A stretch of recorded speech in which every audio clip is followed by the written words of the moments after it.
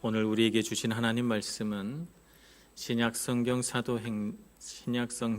마태복음 16장 13절에서 20절까지 말씀입니다.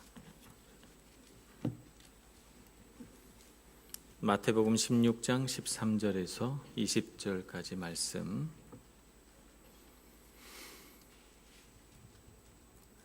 봉독하겠습니다. 예수께서 빌립보 가이사랴 지방에 이르러 제자들에게 물어 이르시되 사람들이 인자를 누구라 하느냐 이르되 더러는 세례 요한 더러는 엘리야 어떤 이는 예레미야나 선지자 중에 하나이다.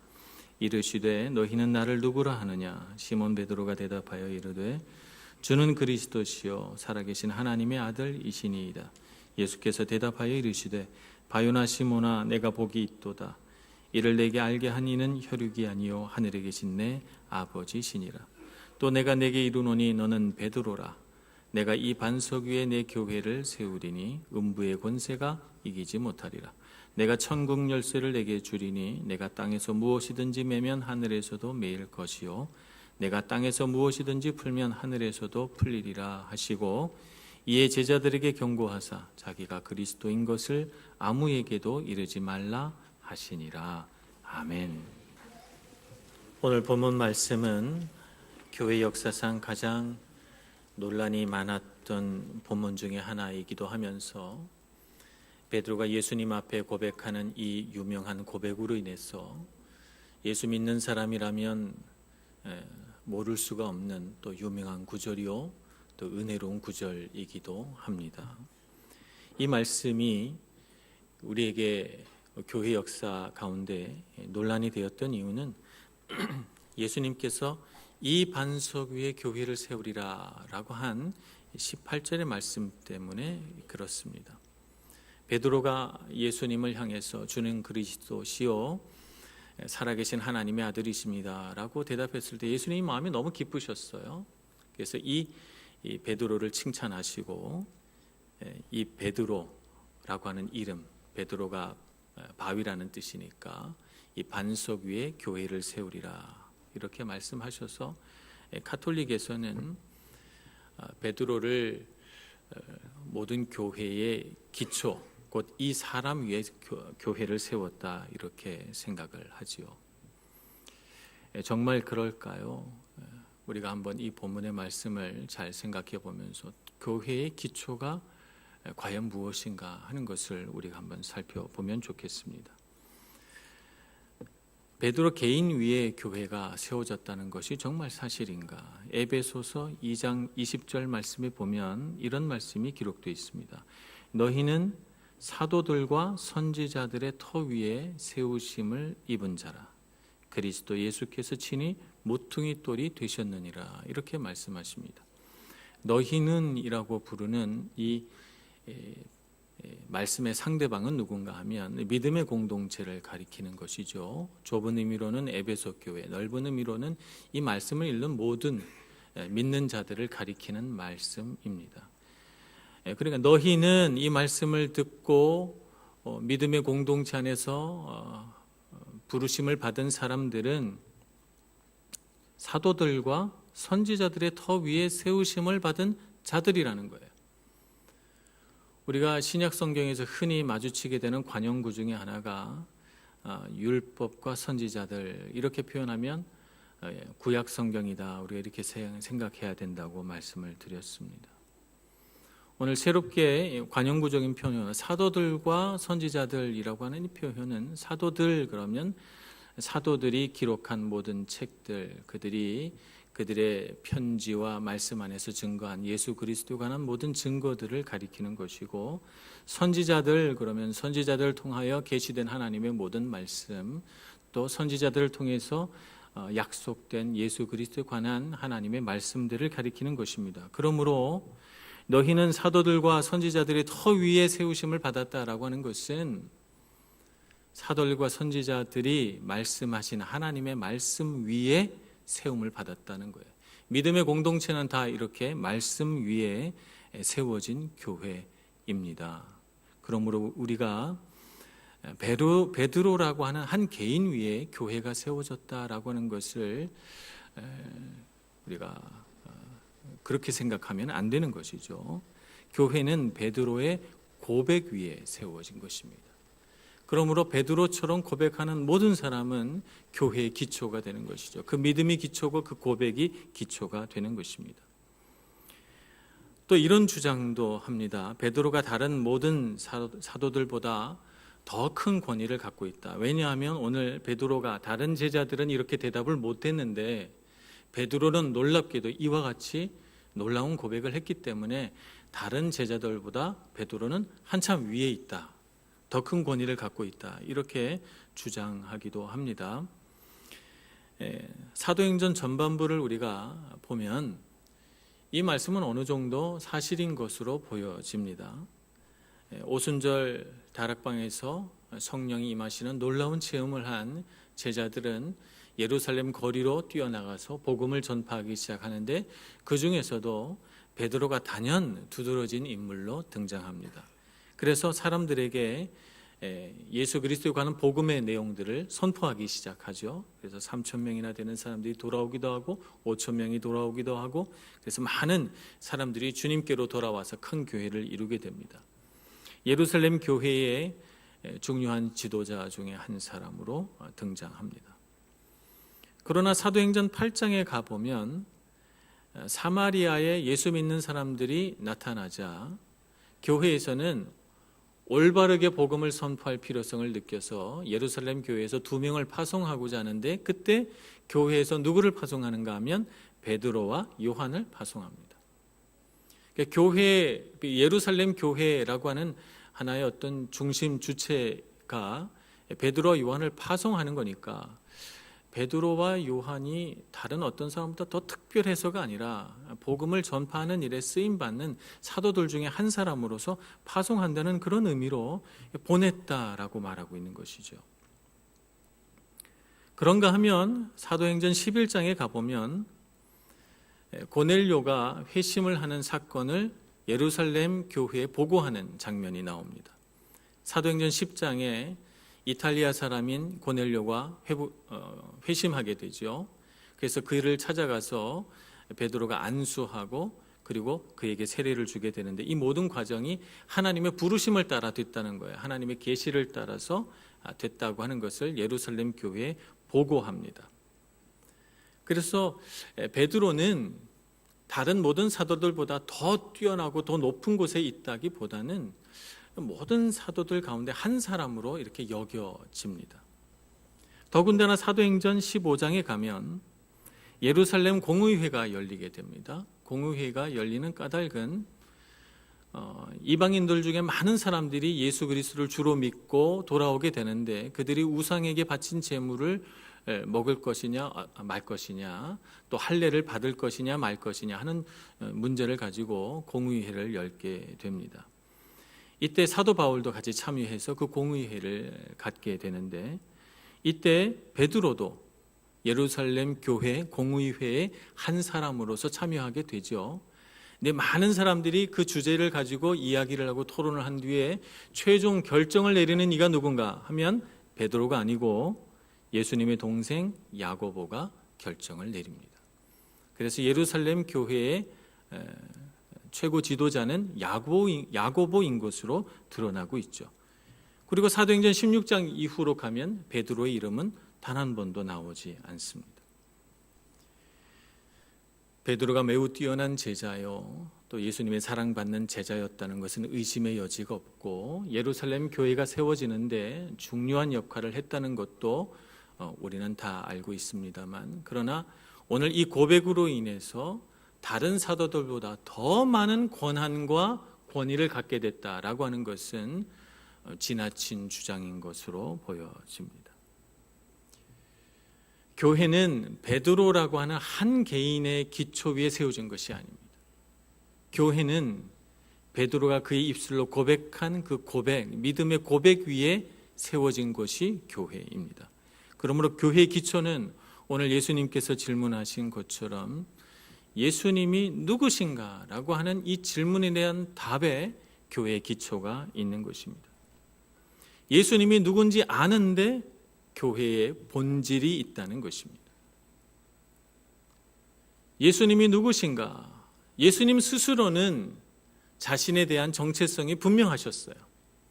그러나 예수님에 대해서는 오늘 말씀에 드러난 바와 같이 어떤 사람은 세례 요한이다, 어떤 사람은 엘리야다, 예레미야다, 선지자 중에 한 사람이다, 의견이 분분했기 때문에 예수님에 대해서는 많은 사람들이 오해하고 예수님이 누구신지 모르는 상태에 있었던 것이죠. 그래서 예수님이 누구신가라고 하는 것을 바르게 아는 것, 곧 베드로처럼 예수님은 그리스도시요 살아계신 하나님의 아들이십니다라고 하는 분명한 고백이 교회 안에 있을 때 그 교회는 참 교회가 되고, 교회는 이러한 고백 위에 서서 세상을 향하여 예수님의 그리스도 되심과 하나님의 아들 되심을 선포하는 것이 교회의 사명이 되는 것입니다.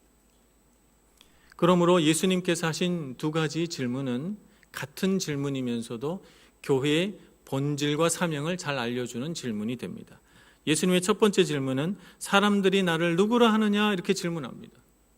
이것은 곧 세상이 예수님을 누구로 보는지, 예수님을 구주로 영접하고 그들 가운데 복음이 선포되어야 한다는 사실을 이 질문을 통해서 우리에게 말씀하십니다. 너희는 나를 누구라 하느냐라고 하는 이 질문은 믿음의 공동체 안에서 예수님을 올바로 아는 것이 얼마나 중요한가. 교회가 예수님을 바로 알고 예수님을 주로 고백하는 굳건한 믿음의 기초 위에 서야 참 교회가 될 수 있다는 사실을 우리에게 알려주는 질문입니다. 그래서 예수님께서 질문하신 장소가 참 중요하다고 볼 수 있습니다. 예수님이 어디서 이 질문을 하셨습니까? 가이사랴 빌립보라고 하는 곳에서 질문하셨습니다. 빌립보 가이사랴라고 일컫는 이곳은 우상숭배가 행해지던 곳이었죠. 동서 무역의 중심인 이 도시에는 많은 이방인들이 모여서 살았어요. 시리아 사람, 또 무역의 상업에 능한 그리스 사람, 이런 사람들이 모여서 건축한 도시입니다. 그래서 그 땅에는 가나안 사람들이 원래부터 숭배했던 바알 신상이 크게 세워져 있고, 그리스 사람들이 무역의 신이라고 일컬어지는 판이라고 하는 신을 섬기는 커다란 신전이 있었어요. 그래서 이 도시의 이름을 원래는 파네아스라고 이렇게 불렀죠. 판의 도시라는 뜻입니다. 파네아스. 그리고 나서 분봉왕으로 세워진 헤롯 왕의 아들 중에 한 명인 빌립이라고 하는 사람이 아우구스투스 황제를 신으로 경배하는 커다란 신전을 세우면서 아우구스투스 황제에게 바칩니다. 그 신전을. 그리고는 파네아스라고 하는 이 도시의 이름을 자기 이름도 하나 붙여가지고 빌립보 가이사리아 이렇게 붙인 것이죠. 그래서 이곳에서는 다양한 우상 숭배가 이루어져요. 가나안 신인 바알 신도 섬기고, 그리스 신인 판 신도 섬기고, 로마 신인 아우구스투스 신도 섬기는 그런 우상 숭배의 중심지이죠. 예수님이 그 땅에 가셨을 때 누구 한 사람 예수님을 영접하거나 쳐다보질 않았어요. 우상 숭배하느라 다 바빠서 말이죠. 우상 숭배가 만연한 세상을 바라보신 예수님께서 제자들을 돌아보시며 사람들이 나를 누구라 하느냐라고 물어보신 것입니다. 오늘날 우리가 살아가는 세상은 고대처럼 그런 우상 숭배가 행해지는 그런 시대는 아닙니다만, 그러나 고대 사람들이 우상 숭배한 것과 비슷한 감정으로 오늘날 많은 사람들이 하나님이 아닌 다른 것에 몰두합니다.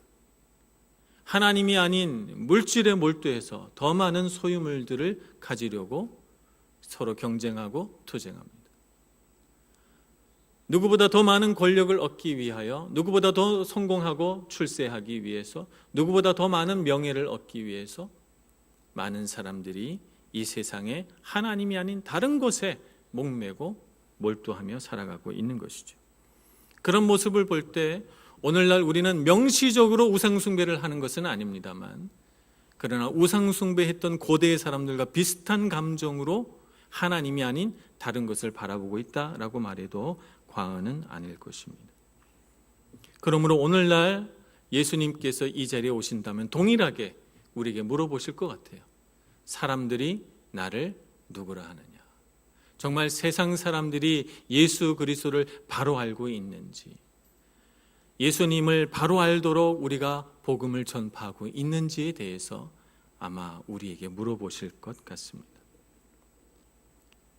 우리는 세상에 복음을 전파해야 할 사명을 갖고 있습니다. 우리는 그 사명을 가지고 세상 가운데로 나아가야 합니다.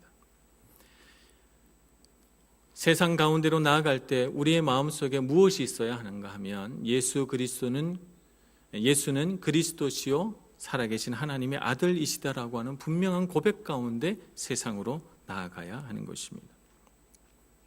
그렇게 세상을 향해 나가서 복음을 전파하는 사람에게 어떤 능력이 있는가? 첫째는 오늘 예수님께서 말씀하신 것처럼 음부의 권세가 이기지 못하리라 라고 말씀하십니다.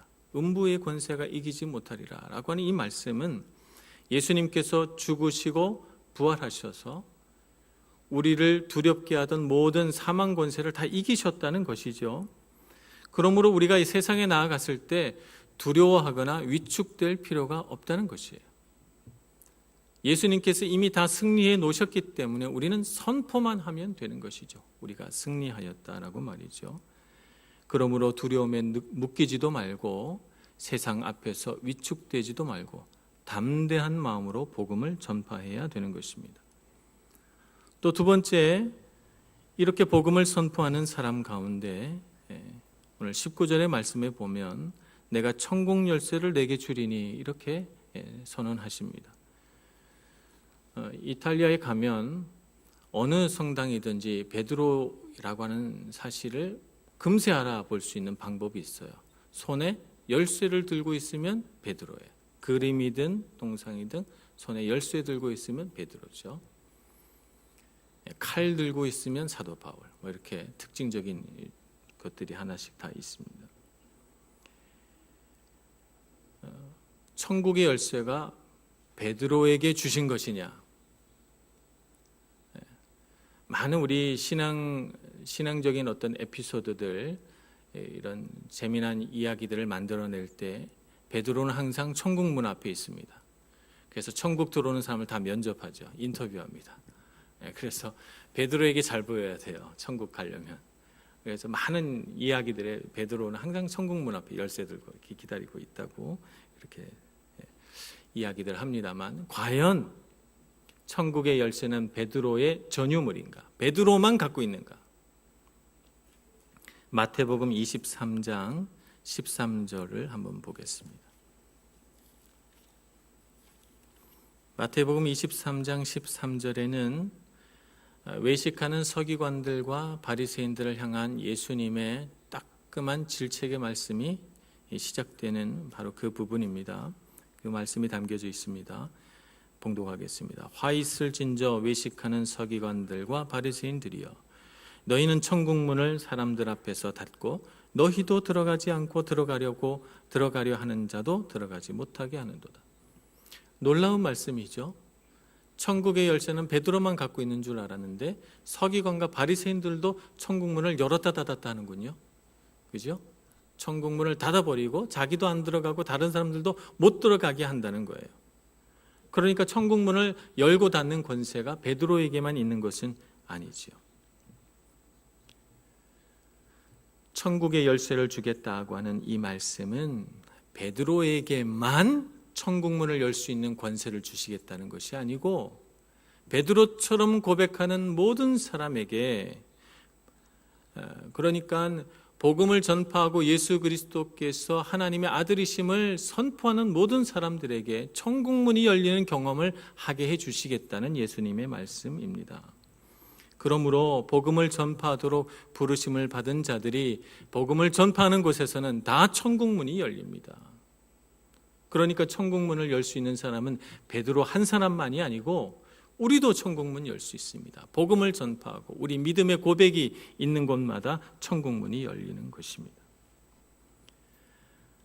베드로도 물론 천국 문을 열었습니다. 주님께서 가르쳐 주신 대로, 명령하신 대로, 사도행전 2장 8절의 명령을 따라서 예루살렘과 온 유대와 사마리아와 땅끝까지 이르러 내 증인이 되리라 라고 말씀하신 그 명령을 따라서 사도행전 2장에서는 오순절 다락방에서 그가 성령의 능력을 받아서 예루살렘의 복음을 전파하고, 사도행전 8장에 가서는 사마리아의 복음을 전파하고, 사도행전 10장에 가서는 이방인들에게 복음을 전파하는 모습을 보여줍니다.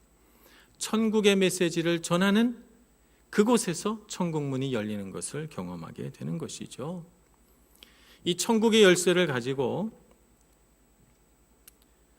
할 수 있는 일이 또 하나 있습니다. 오늘 말씀을 따르면 이와 같은 일을 할 수 있습니다.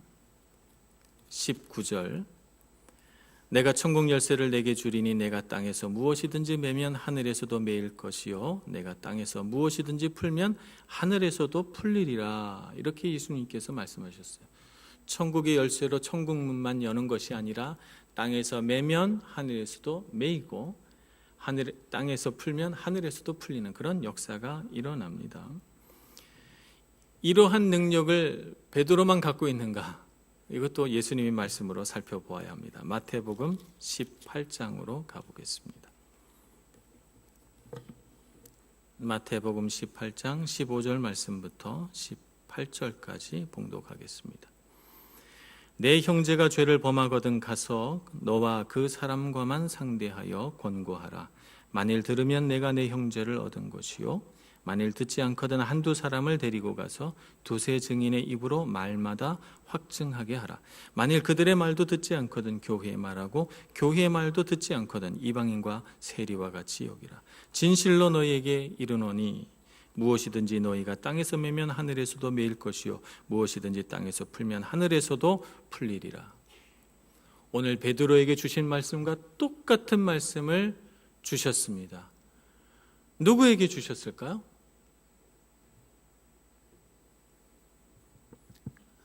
누구에게 주셨을까요? 교회에 주신 것입니다. 교회. 오늘 예수 그리스도를 주로 고백하는 모든 사람들이 모여 만든 교회에 이와 같은 능력을 주신 것이죠. 베드로에게만 주신 것이 아니고 말입니다. 그래서 우리에게는 믿음으로 신앙생활을 하는 이 공동체 안에서는 그와 같은 능력이 있습니다. 땅에서 매면 하늘에서도 매이고 땅에서 풀면 하늘에서도 풀리는 그런 권세와 능력이 우리에게 있는 것입니다. 그래서 죄를 지은 사람을 어떻게 교회 공동체 안에서 다시금 회복시키고 교회 공동체 안에 다시 속하게 만들 것인가, 어떤 사람은 교회 공동체 밖으로 내보내야 하는가라고 하는 것을 말씀을 통해서 가르쳐 주시면서 그와 같은 권세가 어디에 있는가? 교회에 있다라고 우리에게 가르쳐 주고 있는 것입니다. 베드로의 독점권이 아니고 말이죠. 그러므로 우리는 세상에 복음을 전할 때 우리에게 이와 같은 권세가 있는 줄 알아야 합니다. 우리가 복음을 가지고 세상에 나아가면 세상에 천국문이 열리는 그런 권세를 우리가 사용하는 것입니다. 우리가 복음을 가지고 이 세상에 나아갈 때 우리는 매면 하늘에서도 매이고 풀면 하늘에서도 풀리는 그런 능력을 가지고 세상에 나아가는 것입니다. 우리는 이렇게 복음의 능력을 가지고 세상에 나아갈 때 세상의 거센 도전을 받습니다. 그럴 때 우리는 분명히 알아야 합니다. 사망 권세가 우리를 이길 수 없다는 사실을 알아야 합니다. 그러므로 주님 믿는 그 믿음이 얼마나 큰 능력이며 세상에 복음을 전하는 것이 얼마나 큰 축복인가 하는 것을 알아야 하는 것입니다. 이것이 바로 우리 교회의 사명입니다. 세상에 이렇게 복음을 전하기 위하여 교회는 어떠해야 되는가? 교회는 어떠해야 되는가? 예수님의 두 번째 질문입니다. 너희는 나를 누구라 하느냐? 우리는 예수님을 바르게 알아야 합니다. 고린도전서 3장 10절 말씀을 보면 사도 바울은 이렇게 권면합니다. 내게 주신 하나님의 은혜를 따라 내가 지혜로운 건축자와 같이 터를 닦아두매 다른 이가 그 위에 세우나 그러나 각각 어떻게 그 위에 세울까를 조심할지니라. 이 닦아둔 것 외에는 능히 다른 터를 닦아둘 자가 없으니 이 터는 곧 예수 그리스도라. 교회의 기초는 예수 그리스도인 것입니다. 교회 공동체가 항상 예수 그리스도에 집중하고 그분으로부터 나오지 않으면 교회 공동체는 그 본질을 잃어버리게 되는 것입니다. 그러므로 우리는 예수의 터 위에 굳게 세워져서 그 위에서 자라가야 되는 것이죠. 그런데 오늘 고린도 교회에 이와 같은 권면을 하신 이유가 뭘까요? 왜냐하면 고린도 교회는 분열이라고 하는 문제가 생겼기 때문에 그렇습니다. 분열과 갈등이 그 교회에 있었습니다. 어떤 사람은 나는 바울파요, 어떤 사람은 아볼로파요, 어떤 사람은 게바파요, 나뉘어져서 서로 싸우고 분쟁하는 것입니다. 교회의 사명은 세상에 복음을 전하는 것인데 교회 안에서 파가 나뉘어져서 싸우고 있으니까 복음을 전하는 문제가 중요한 문제가 되지 않아요. 가장 중요한 문제는 이 분열과 갈등을 치유하는 문제가 되는 것이죠. 그러니까 교회의 사명을 다하지 못하게 되죠. 사탄이 교회의 사명인 복음 전파를 가로막기 위하여 초대교회로부터 지금까지 익숙하게 사용하는 방법이 무엇인가? 교회를 분열시키는 것입니다. 철로 역정을 쓴 존 버녀는 그의 책에서 이렇게 말합니다. 이상하다, 답답하다. 마귀와 싸워야 할 성도들이 자기들끼리 싸우고 있으니 라고 말합니다. 교회 안에서 분열과 갈등이 벌어지고 이 사람 한파가 되고 저 사람 한파가 돼서 서로 교회 안에서 경쟁하고 다투고 시기하고 분쟁하게 되면 교회는 교회의 본질, 예수 그리스도의 기초도 무너지게 되고 교회 사명, 세상에 복음을 전파하는 모든 사명도 무너지게 되는 것입니다. 교회 안에서 다투고 있는데 세상이 교회를 향해서 조롱하지 않겠습니까? 너희들이 무슨 능력이 있어서 세상에 복음을 전하겠다고 하느냐고 우리를 조롱할 것입니다. 복음 전파의 사명을 아무리 잘 깨닫고 있어도 교회 안에서 이 분열과 갈등을 치유하느라고 모든 힘을 다 소진해 버리니까 그 사명 감당하기가 어렵습니다. 그래서 고린도전서 3장 3절에서 9절 말씀에서 사도 바울은 이렇게 권면합니다. 너희는 아직도 육신에 속한 자로다. 너희 가운데 시기와 분쟁이 있으니 어찌 육신에 속하여 사람을 따라 행함이 아니리요. 어떤 이는 말하되 나는 바울에게라 하고 다른 이는 나는 아볼로에게라 하니 너희가 육의 사람이 아니리요. 그런즉 아볼로는 무엇이며 바울은 무엇이냐? 그들은 주께서 각각 주신 대로 너희로 하여금 믿게 한 사역자들이니라. 나는 심었고 아볼로는 물을 주었으되 오직 하나님께서 자라나게 하셨나니 그런즉 심는 이나 물 주는 이는 아무것도 아니로되 오직 자라나게 하시는 이는 하나님뿐이니라. 심는 이와 물 주는 이는 한 가지이나 각각 자기가 일한 대로 자기의 상을 받으리라. 우리는 하나님의 동역자들이요 너희는 하나님의 밭이요 하나님의 집이니라. 아멘. 교회에 많은 사람들이 와서 사역하고 우리 교회도 38년 됐고 제가 7번째 목회자니까 많은 사역자들이 지나갔습니다. 교회가 처음 세워졌을 때는 10명이 안 되는 사람들이 모여서 예배했지만 이제는 벌써 250명, 300명 되는 사람들이 모여서 함께 예배합니다. 한창 밀라노에 유학생들 많이 올 때는 400명, 500명도 됐다는 얘기를 제가 들었습니다. 교회는 많은 사람들이 거쳐가고 많은 사역자들이 일하지만 그들은 아무것도 아닙니다. 어떤 사람은 심고 어떤 사람은 물 주고 하지만 오직 이 교회를 교회되게 하시고 교회를 자라나게 하시고 교회로 하여금 은혜 받게 하는 이는 누구입니까? 하나님 한 분밖에 없으십니다. 그러므로 우리는 하나님 안에서 하나 돼야 하는 것이죠. 사역자는 자기가 맡은 대로 심고 물 주고 하면서 상이 무엇이든지 그에 합당하게 상을 받으면 되는 것이고 교회 공동체는 하나님의 밭으로서 힘을 다하여 주님의 자라나게 하심을 이루어서 그의 몸 안에서 열매를 맺는 것입니다. 열매를 맺는다는 것은 잃어버린 영혼을 구원하고 예수님의 성품을 닮아 점점 성숙해 가는 것입니다. 그러므로 우리는 고린도전서 12장의 말씀과 같이 교회는 일치되어야 합니다. 고린도전서 12장 4절, 5절, 6절 말씀을 보겠습니다. 은사는 여러 가지나 성령은 같고 직분은 여러 가지나 주는 같으며 또 사역은 여러 가지나 모든 것을 모든 사람 가운데서 이루시는 하나님은 같으니 한 분 하나님도 같고 한 분 성령님도 같고 한 분 아들 예수 그리스도도 같기 때문에 우리 교회는 일치되고 화합해야 되는 것입니다.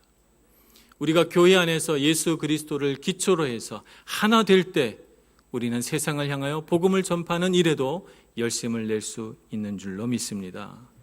예수님을 주로 고백하는 공동체에서 이 하나됨을 잃어버리지 않기를 항상 기도할 수 있는 저와 여러분이 되기를 소망합니다. 교회 안에 여러 부서가 있지만 그 부서는 서로 경쟁하는 부서가 아닙니다. 하나입니다. 예수 그리스도 안에서. 우리가 교회 안에 다양한 직분이 있고 다양한 역할들을 맡아서 하지만 우리는 서로 경쟁하는 것이 아닙니다. 우리는 한 몸 예수 그리스도의 몸으로서 하나인 것입니다. 38년 전 밀라노 한인교회를 이곳에 세우신 하나님의 뜻이 오늘 지금도 그대로 이루어지기를 소망합니다. 우리가 비록 이 땅에 잠깐 머물다 가기도 하고 이곳에서 우리가 외국인으로서 나그네로 살기도 하고 때로는 우리 교회에 한국인이 아닌 이태리 교인들도 많이 함께 예배드리지만 우리는 예수 그리스도 안에서 하나입니다. 우리는 오로지 교회에 맡겨주신 주님의 사명을 따라서 잃어버린 영혼들을 향하여 가야 되는 것입니다. 그들을 향해서 천국문을 열어줘야 되는 것입니다. 뿐만 아니라 우리는 믿음의 공동체를 이루어서 우리 안에서 분열과 시기와 분쟁이 일어나지 않도록 늘 깨어 기도하고 서로 하나 되기 위하여 용서하고 또 용납할 수 있는 그런 그리스도인의 공동체가 되기를 소망합니다. 38년의 나이를 먹고 밀라노 한인교회는 유럽에 있는 어떤 교회보다 성숙된 교회가 되기를 소망합니다. 그래서 정말 능력 있는 교회, 교회가 교회답게 되는 그런 역사가 일어나는 교회가 되기를 간절히 소원합니다. 기도하겠습니다. 자비로우신 하나님, 우리로 하여금 하나님의 사명을 잘 받들고 교회를 하나님께서 기뻐하실 만한 교회다운 교회로 세워가는 저희들 되게 주시옵소서. 우리가 결코 세상 풍조에 물들지 않게 해주시고 우리 안에 세우신 주님의 거룩한 뜻을 따라서 교회를 예수님을 섬기는 믿음의 공동체로 복음을 전파하는 선교 공동체로 세워갈 수 있는 저희들 모두가 다 되게 하여 주시옵소서. 예수님의 이름으로 기도합니다. 아멘.